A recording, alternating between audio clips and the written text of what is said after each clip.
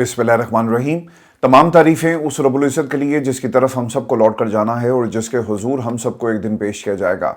अस्सलाम वालेकुम नाज़रीन, मैं इरफान हाशमी लंदन स्टूडियो से आपसे मुखातिब हूँ। आज 12 मार्च है, दिन है जुमेरात का, और आज की हमारी ये पहली वीडियो है। 3 खबरों पर तफसील से हम बात करेंगे। पहली खबर, इमरान खान की बीमारी के ऊपर पाकिस्तान की अदालतें किस तरह से रियासत की सहूलतकारी कर रही हैं, इसकी तफसील आपके सामने रखेंगे। 1.5 घंटे की समाअत में हुकूमत ने कितने यू टर्न्स लिए और किस तरह से रंग बदलती रही, ये भी आपको दिखाएंगे। और फैसला महफूज होता है, जजेस चैम्बर में गए और फिर देखते देखते मंजरनामा कैसे तब्दील हो गया, और आज अलीमा खान रोस्टम पर क्यों आई और जज से उनका क्या मुकालमा हुआ, और अलीमा खान ने इंटरनेशनल मीडिया से भी बात की है, ये भी आपको बताएंगे। और फिर नून लीग सिंध का गवर्नर तब्दील करने जा रही है। निहाल हाशमी साहब का जी नाम इसमें दे दिया गया है। इसका मतलब क्या है? पाकिस्तान की एक इत्तेहादी हुकूमत MQM क्या इनका इस फैसले में साथ देगी, और क्या MQM के अंदर से कुछ ऐसी वाइब्स आ रही थी, इसका क्या इम्पैक्ट पड़ेगा मौजूदा सियासी मंजरनामे पर।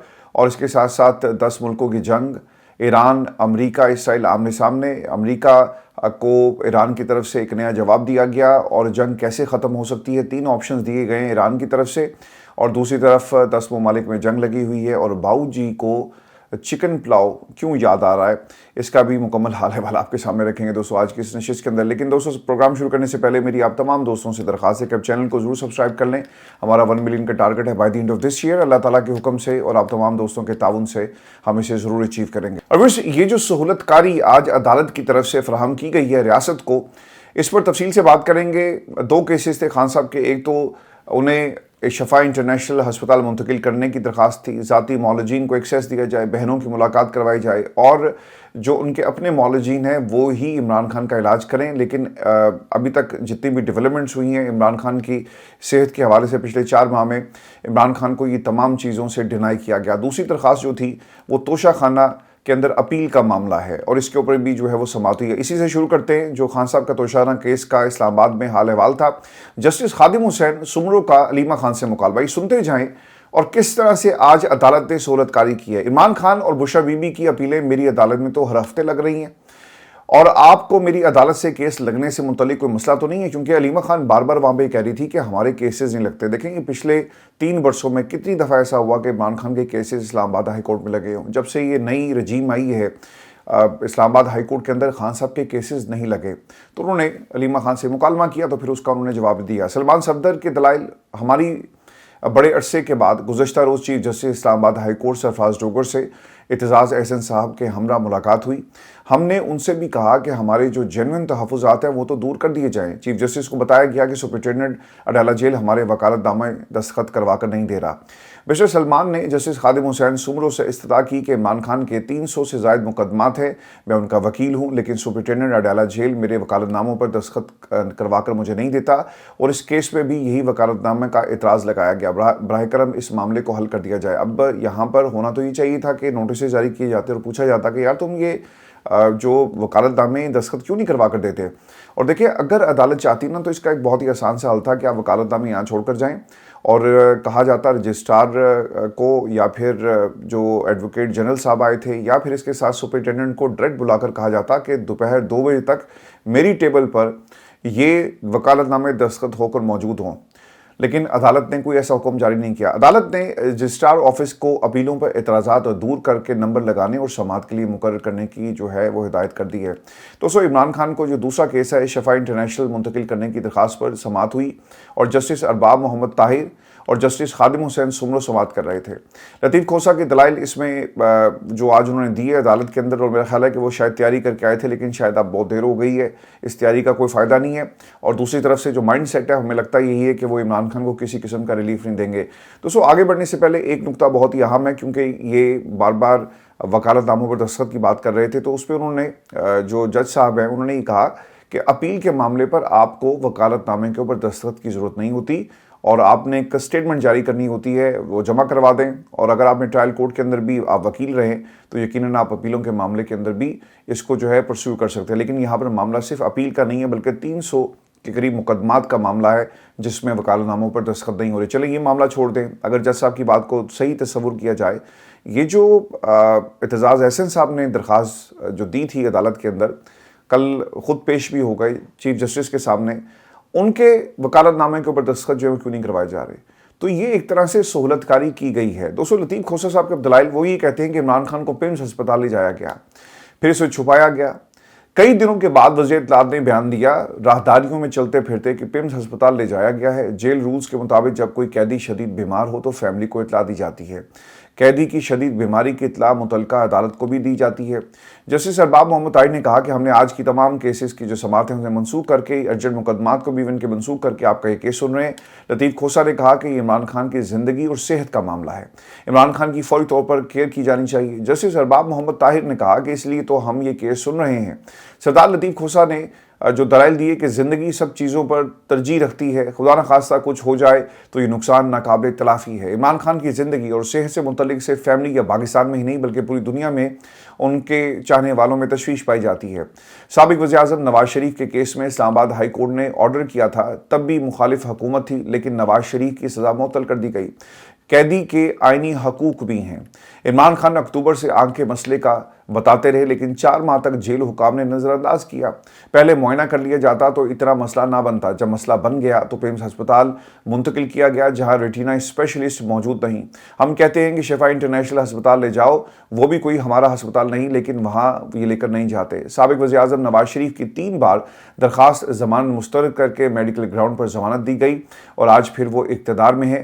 50 روپے کے اسٹامپ پیپر بیرون ملک لے جانے کی ان کو اجازت دے دی جاتی ہے۔ موجودہ وزیر اعظم نے بیان حلفی دیا کہ وہ 4 ہفتوں میں واپس آ جائیں گے، لیکن وہ نہیں آئے۔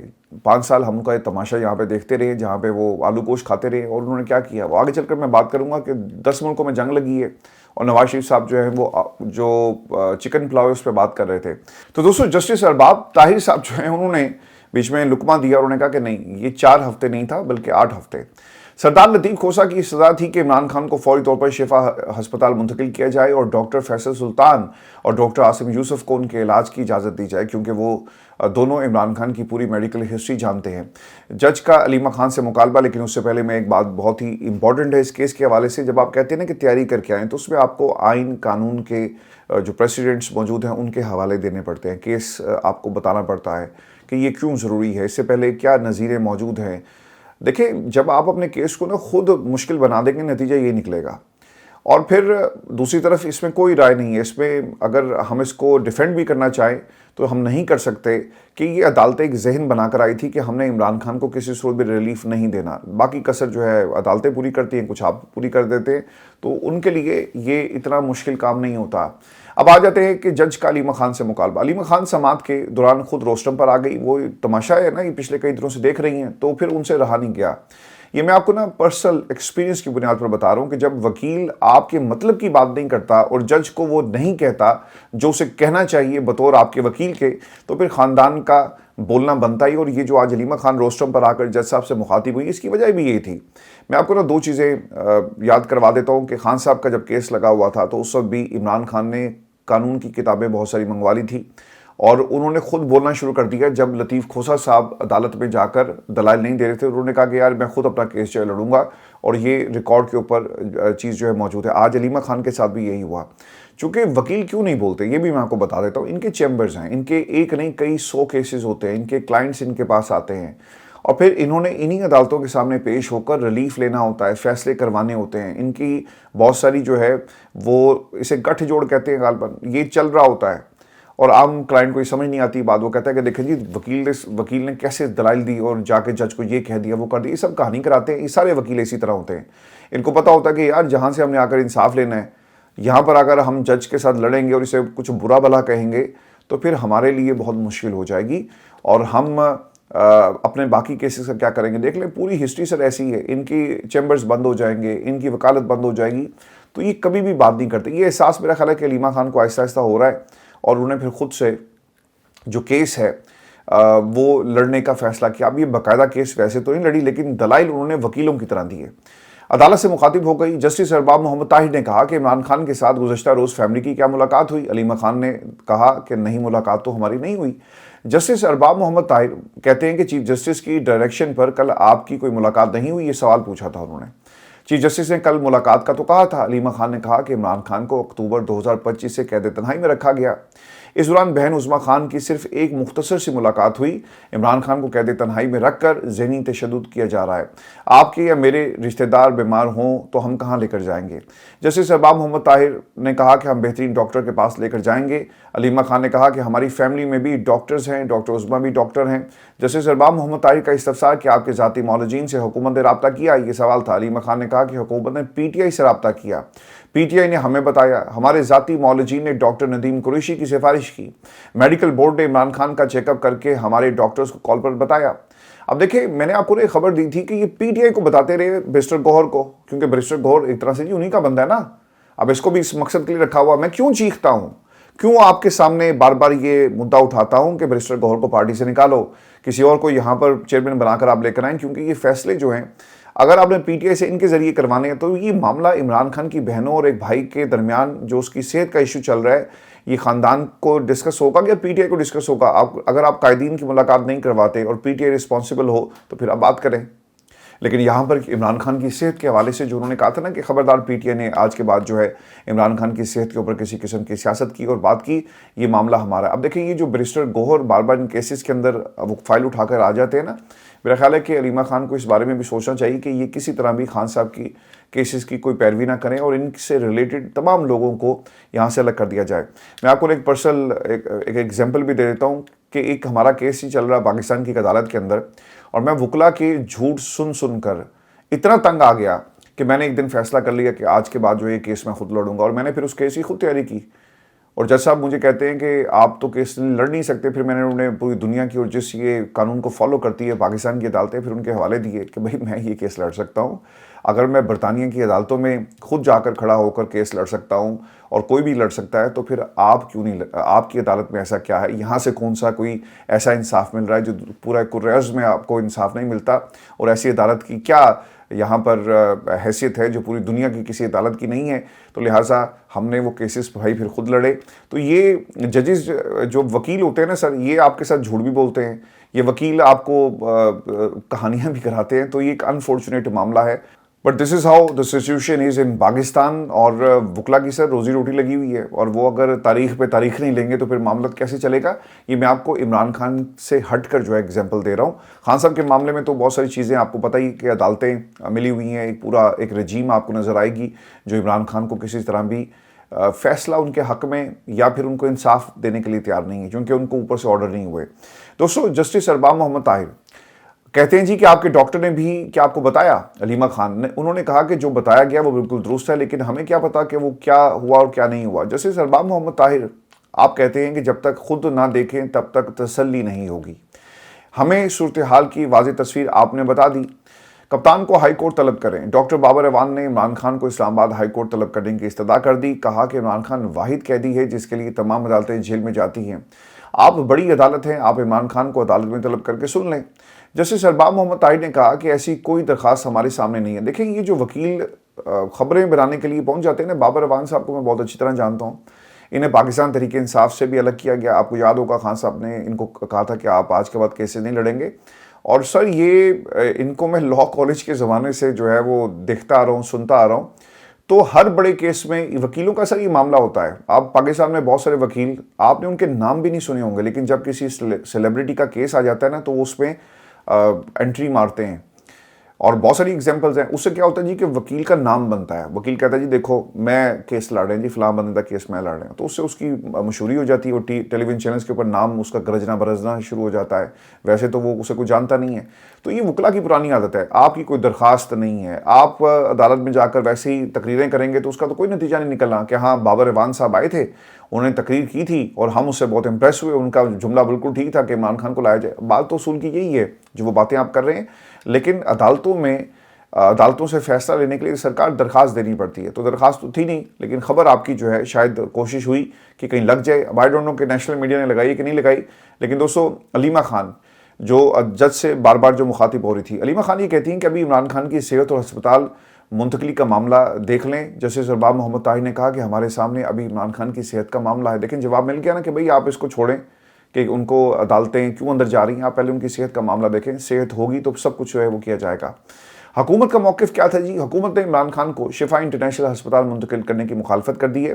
جسٹس ارباب محمد طاہری یہ کہتے ہیں کہ عمران خان کو کل کچھ ہو گیا تو ریاست کیا اس کی ذمہ دار ہوگی؟ ریاست پھر ذمہ دار لے۔ ایڈوکیٹ جنرل صاحب نے پھر اس کے اوپر کہا کہ ریاست ذمہ دار ہوتی ہے اور ریاست ذمہ داری لیتی ہے۔ عمران خان کی صحت کی موجودہ صورتحال تسلی بخش ہے۔ عمران خان کو ہسپتال منتقل کرنے کی اطلاع ان کی فیملی بشرا بی بی کو دی جاتی ہے۔ جیل سے باہر بہنوں کو اطلاع نہیں دے سکتے، اگر انہیں اطلاع دی تو پھر ہم انہیں کسی ہسپتال نہیں لے جا سکیں گے، سیکیورٹی صورتحال بن جائے گی۔ جسٹس ارباب محمد طاہر نے کہا کہ آپ علاج تو کر رہے ہیں، یہ تسلیم شدہ بات ہے۔ وہ کہہ رہے ہیں کہ شفا ہسپتال لے جائیں، وہاں ٹیسٹ کریں، 1 گھنٹہ 2 گھنٹے ہم اس میں لگ سکتے ہیں اور ایک سیکیورٹی کا معاملہ بن جائے گا۔ جیسے خادم حسین سمرو، ہمارے سامنے ابھی بھی میڈیکل بورڈ کی کوئی رپورٹ موجود نہیں، صرف سپرنٹینڈنٹ جیل کا بیان ہے۔ کیا جیل سپرنٹینڈنٹ کے بیان پر فیصلہ کیا جا سکتا ہے؟ میں نے یہ جو کہا نا کہ یہ سہولت کاری کر رہے تھے، میں کیوں کہہ رہا ہوں؟ آپ کے اپنے الفاظ ہیں نا جج صاحب، مجھے نہیں پتا کہ آپ کیسے ریئیکٹ کریں گے، لیکن یہ آپ کے اپنے الفاظ ہے کہ بھئی ریکارڈ پر تو تم نے کوئی ہمارے سامنے رپورٹ نہیں رکھی۔ ایک سٹیٹمنٹ ہے کہ علاج ہوا، بہت اچھا ہوا، بہترین ہوا اور آگے بھی ہوتا رہے گا اور بہترین ڈاکٹرز آئے، اس کے علاوہ تو کچھ نہیں ہے۔ میڈیکل رپورٹ میں کیا فائنڈنگز تھی آپ نے نہیں بتایا۔ میڈیکل رپورٹ کس قسم کی تھی؟ جو سکینز ہیں آنکھ کے کیے گئے، کیا کیا آپ نے؟ کوئی رپورٹ آپ کو ریکارڈ پر نہیں ملے گی، چونکہ اگر آ جائے گی تو ان کو پتہ لگے گا کہ 4 ماہ پہلے عمران خان کو کن وجوہات کے اوپر ان کو قید تنہائی میں رکھا گیا، کس وجہ سے ان کی ملاقات بند کروا دی جاتی ہے اور پھر وہ ایکسیس جو ملنا چاہیے نہیں دیا جا رہا۔ پچھلے 4 ماہ سے پاکستان میں میرا خیال ہے کہ ان ججز کے سینے میں سر دل نہیں ہوتا۔ یہ ہر کیس کو جس طرح ڈاکٹرز روزانہ چیڑ پھاڑ کر کے نا ان کے جو احساسات مر جاتے ہیں، اسی طرح ایسا لگتا ہے یہ کہ، اور وہ ڈاکٹرز نا ایک انہیں لگتا ہے کہ سبجیکٹ جو ہے وہ لیٹا ہوا ہے اور ہم نے اس کے اوپر آپریشن کرنا ہے۔ ان کو بھی لگتا ہے یہ آپ کی حیثیت ایک عدالت میں ایک فائل کی ہوتی ہے، ریاست بنام فلاں، عمران خان بنام ریاست، اس سے زیادہ آپ کی کوئی حیثیت نہیں ہے۔ فائل آئے گی، وہ اپنے موڈ کے حساب سے، اپنے حکم جو ان کو صادر ہوا اس کے حساب سے فیصلہ کریں گے۔ یہ ہمارا جو پاکستان کا سر عدالتی سسٹم ہے نا، اگر یہ کبھی ٹھیک ہو جاتا نا تو آج ہمارے اوپر نہ یہ مسلط ہوتے اور نہ ہی کسی کو جرأت ہوتی کہ یہ مسلط ہو سکیں۔ ساری خرابی پاکستان میں عدالتی نظام میں، جہاں سے انصاف، جس معاشرے میں سر انصاف نہیں ہوتا نا، پھر وہاں کے حالات یہی ہوتے ہیں۔ ہم نے اپنے انسان کی جو تاریخ ہے نا، اور قرآن مجید فرقان حمید کا میں جو بار بار حوالہ دیتا ہوں اور آپ کو یاد کرواتا ہوں، ہم نے سر کچھ نہیں سیکھا۔ قومیں تباہ ہوئی، انصاف نہیں کرتی تھی، ایسا ہی ہوا نا، ماپ تول میں انہوں نے فرق ڈالا، تباہ ہو گئی۔ اللہ کی حدود کو جب آپ تجاوز کرتے ہیں تو اللہ عذاب نازل کرتا ہے۔ آپ ذرا سوچ کے دیکھیں، تصور کریں ان تمام قوموں کو میرے رب نے کس طرح تباہ کیا۔ آج پاکستان میں آپ کو ہر قسم کی ویرائٹی ملے گی۔ یہ تمام جتنے بھی جرائم کیے جا رہے ہیں، جتنے بھی گناہ کیے جا رہے ہیں، جتنی بھی نافرمانیاں کی جا رہی ہیں، آپ کو ساری ورائٹیز ملیں گی۔ ماپ تول بھی نہیں ہو رہا، آپ اپنی رائے کے اوپر ظلم بھی کرتے ہیں، انصاف بھی نہیں مل رہا۔ وقت کا قاضی جو ہے وہ کہتا ہے کہ جب حکم ہوگا اوپر سے تو ہم بھی حکم صادر کر دیں گے، اور ہمیں حکم نہیں ہوا۔ تو پاکستان میں یہ تمام ججز، میں ہمیشہ یہ بات آپ تمام دوستوں سے کہتا رہا کہ سب سے زیادہ جو اگر کسی کا احتساب ہوگا نا، ان لوگوں کا ہوگا، کیونکہ ان کے پاس سب سے اہم کرسی تھی اور یہ انصاف لوگوں کو نہیں دے سکے۔ اب اس کے اندر جو دلیل تھی نا کہ ہم نے امیڈیٹ فیملی ممبر کو بتا دیا، دیکھیں یہ بہنیں بھی امیڈیٹ فیملی ممبرز میں آتی ہیں، بچے بھی آتے ہیں۔ چلیں آپ اس میں ایک آرگومنٹ ہوگا کہ نہیں جی بیوی کو بتا، بیوی بھی تو جیل کے اندر ہے نا، وہ بھی تو آپ کے رحم و کرم پر ہے، تو پھر کس کی ذمہ داری تھی، کس کو بتانا؟ اور پھر دیکھیں اگر ان دونوں آرگومنٹس کو بھی سائڈ پہ رکھ دیں، بچوں کو آپ نے بات تک نہیں کروائی، بہت دیر کے بعد ایک بات کروائی، کیوں نہیں کرواتے؟ جسٹس ارباب طاہر، عمران خان کا علاج ہو رہا ہے، باقی تو سارا کچھ ہو گیا، ذاتی معالجین کو شامل نہیں کیا گیا، صرف شفا انٹرنیشنل ہسپتال منتقل کر دیا جائے اور ذاتی معالجین کو شامل کر لیا جائے اور ٹیسٹ کرائے جائیں۔ اسلام آباد ہائی کورٹ نے عمران خان کے میڈیکل چیک اپ کے لیے نیا میڈیکل بورڈ تشکیل دینے کا حکم دے دیا ہے۔ اسلام آباد ہائی کورٹ نے، اب یہ اس پہ ڈیولپمنٹ میں بتا رہا ہوں آپ کو، عمران خان کو شفا انٹرنیشنل ہسپتال منتقل کرنے کی استدعا کو مسترد کر دیا گیا۔ عدالت نے چیف کمشنر اسلام آباد کو نیا میڈیکل بورڈ تشکیل کرنے کا حکم دیا ہے۔ اسلام آباد ہائی کورٹ کے 2 رکنی ڈویژن بینچ نے عمران خان سے فیملی اور وکلاء کی ملاقات چیف جسٹس سرفراز ڈوگر کی سربراہی میں 3 رکنی لارجر بینچ کے آرڈر کے مطابق کرانے کا حکم دے دیا۔ لارجر بینچ کے اپنے آرڈر پر عمل درآمد نہیں ہو سکا تھا، اب ڈویژن بینچ نے اس لارجر بینچ کے آرڈر پر عمل درآمد کا حکم دے دیا۔ ان کو کرنا ہی چاہیے تھا، یہ کہتے کہ یہ درخواست ہم اپنے پاس رکھ رہے ہیں اور جب تک ملاقات نہیں کروائی جاتی ہم اس کو دوبارہ سے پرسیو کریں گے، جائیں ملاقات کروا کے رپورٹ جو ہے جمع کروائیں، نمبر 1۔ دوسرا یہ کہتے ہیں کہ میڈیکل بورڈ آپ نے بنا دیا، اس کی میڈیکل رپورٹ کی جو فائنڈنگز ہیں عدالت میں جمع کروائی جائیں، اور جب تک نہیں کروائی جاتی تب تک ہم یہ معاملہ اپنے پاس پینڈنگ کر رہے ہیں۔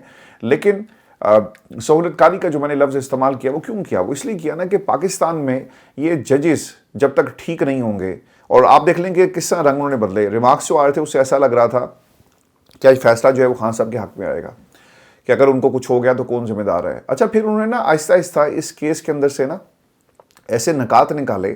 پہلے انہوں نے میڈیکل بورڈ کی بات کی، پھر انہوں نے پوچھا کہ کس سے ملاقات ہوئی ہے، کس کو بتایا؟ انہوں نے کہا جی پی ٹی آئی کو بتایا۔ اچھا پی ٹی آئی کو بتا دیا، یعنی آپ کو پی ٹی آئی نے بتایا، پی ٹی آئی کو انہوں نے بتایا۔